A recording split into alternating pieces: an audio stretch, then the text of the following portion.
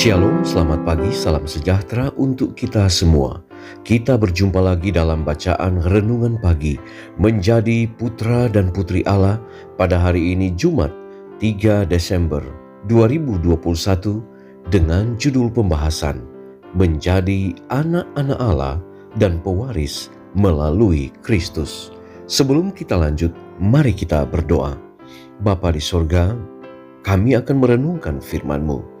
Roh Kudus-Mu menuntun kami dalam nama Yesus. Amin.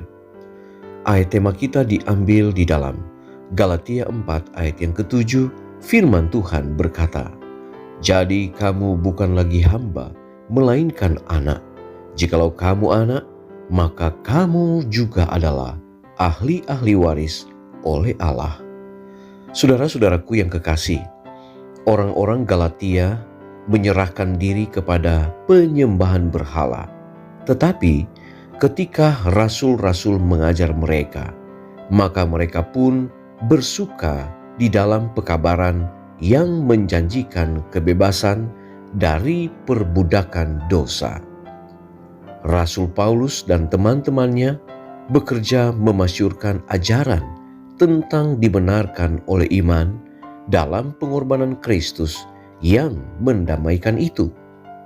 Mereka membawakan Kristus sebagai Dia yang melihat mereka yang tidak memiliki harapan dari ras manusia yang telah jatuh, datang untuk menebus pria dan wanita dengan menghidupkan penurutan kepada hukum Allah dan membayar hukuman karena ketidaktaatan manusia.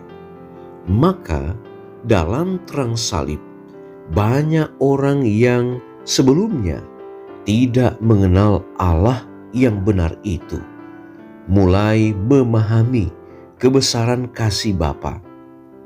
Demikianlah orang-orang Galatia diajar kebenaran-kebenaran dasar tentang Allah Bapa kita dan dari Tuhan Yesus Kristus yang telah menyerahkan dirinya karena dosa-dosa kita untuk melepaskan kita dari dunia jahat yang sekarang ini menurut kehendak Allah dan Bapa kita. Karena percaya kepada pemberitaan Injil, mereka menerima Roh Allah dan menjadi anak-anak Allah karena iman di dalam Yesus Kristus. Cara kehidupan Rasul Paulus sementara berada di antara orang-orang Galatia adalah sedemikian rupa sehingga ia kemudian dapat berkata, "Aku minta kepadamu, saudara-saudara, jadilah sama seperti aku." Bibirnya telah dijamah dengan bara api yang hidup dari mezbah, dan ia pun disanggupkan untuk bangkit di atas segala kelemahan tubuh dan menawarkan Yesus sebagai pengharapan satu-satunya orang berdosa. Mereka yang mendengar Dia mengetahui bahwa Dia telah bersama-sama dengan Yesus, dianugerahi kuasa dari atas. Dia pun dapat membandingkan perkara-perkara rohani dengan rohani dan membongkar benteng-benteng setan. Hati pun hancur oleh pengajarannya mengenai kasih Allah, seperti dinyatakan dalam pengorbanan anaknya yang tunggal, dan banyak orang yang dibawa ingin bertanya, "Apakah yang perlu saya lakukan supaya selamat?" Saudara-saudaraku yang kekasih, salib membawa kita dekat kepada Allah, mendamaikan kita kepadanya dengan belas kasihan yang lembut, yaitu kasih seorang Bapa.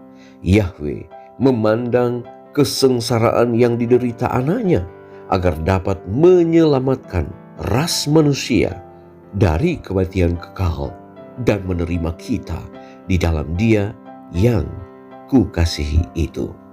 Mari kita berdoa.